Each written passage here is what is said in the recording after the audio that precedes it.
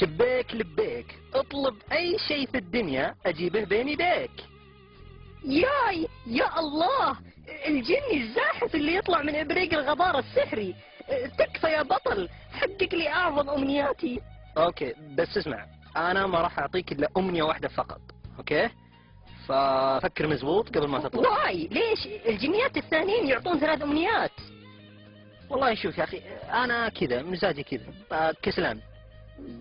بعطيكم امنية واحدة فقط، تبيها ولا اسحبها منك؟ طيب خلاص. ابي واسطة. نعم. ابي واسطة. وش امنيتك؟ اجيب لك واسطة يعني؟ نعم ابي واسطة.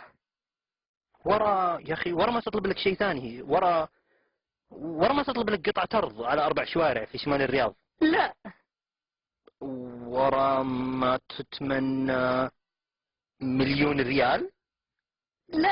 لا ابي واسطة. بكيفك. ياي واسطتي. يا الله، شكرا يا الجني السحري.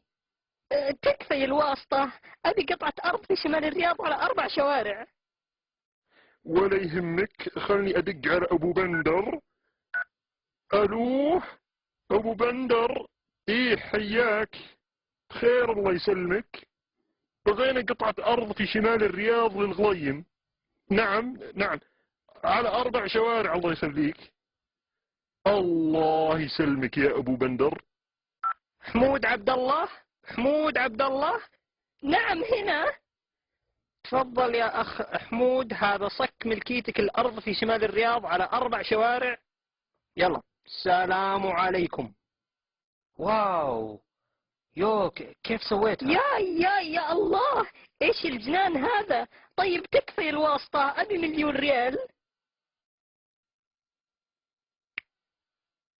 مليون مبروك للفائز ب1,000,000 ريال سعودي، مقدمة من الواسطة إلى الشاب حمود. ياي 1,000,000 ريال، اقدر اسافر بها للبحرين. لا أنا تكفي الواسطة، تكفي حقق لي أمنيتي أنا.